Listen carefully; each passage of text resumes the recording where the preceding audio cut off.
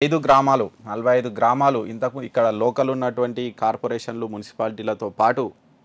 వీటి పరిధిలో లేనటువంటి గ్రామాలు ఇంకొక 45 గ్రామాలు ఉన్నాయి ఔటర్ లోపల వాటన్నిటిని కూడా మెర్జ్ చేయబోతున్నారు వాటికి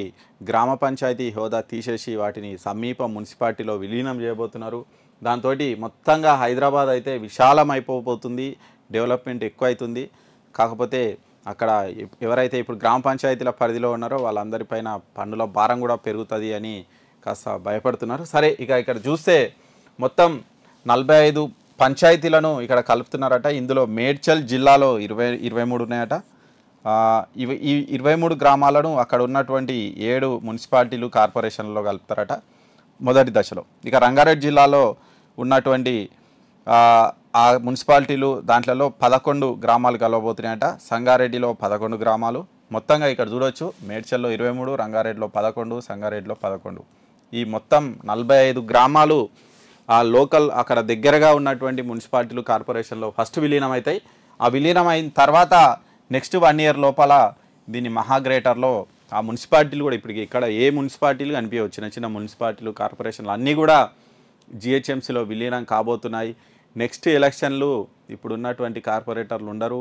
అక్కడ ఉన్నటువంటి కౌన్సిలర్లు ఉండరు అంత పెద్దగా అయిపోతుంది అంటే పెద్ద భాగానికి ఒకరే కార్పొరేటర్ కూడా రాబోతున్నారు మరి కాస్త కష్టమైనటువంటి పనే ఎక్కువ మంది కార్పొరేటర్లు కూడా ఆ సంఖ్య పెరిగే అవకాశం ఉంది మరి ఒకే పరిధి చేస్తారా ఒకవేళ ఇదే అయితే ఒక చిన్న రాష్ట్రమైనట్టే అసలు అంటే అంత పెద్ద జనాభా అంత పెద్ద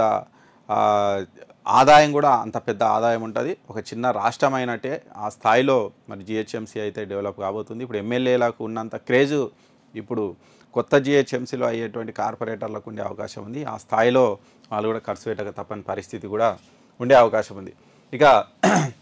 ఈ సీఎం రేవంత్ చేతిలోనే ఉంది అయితే ఇక్కడ ఇంకోటి ఏంటంటే కోకాపేట ఉంది ఈ కోకాపేట తెలుసు కదా మరి కోకాపేట కూడా విపరీతంగా డెవలప్ అయినటువంటి ప్రాంతం ఔటర్కు ఆనుకొని ఉన్నటువంటిది అయితే కాకపోతే అక్కడ ఔటర్ బయట ఉంది కాస్త ఈ కోకాపేట మీద ఎలాంటి నిర్ణయం తీసుకుంటారు అనేది ఆసక్తికరంగా మారిందట మరి అత్యంత ఖరీదైనటువంటి ప్రాంతం నార్సింగ్ మున్సిపాలిటీ పరిధిలో ఈ కోకాపేట ఉంది మరి కోకాపేటను కూడా ఇందులోనే కలుపుతారా లేదంటే సపరేట్గా దాన్ని అలాగే ఉంచుతారా అనేది మాత్రం ఇంకా కాస్త డౌట్లు ఉన్నాయట మరి దాని మీద సీఎం రేవంత్ రెడ్డి నిర్ణయం తీసుకునే అవకాశం ఉంది ఎందుకంటే ఆయన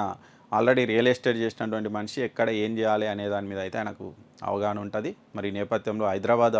అభివృద్ధిని పరుగులు పెట్టించే దిశగా మరి ఆయన అయితే చర్యలు తీసుకునే అవకాశం మనకు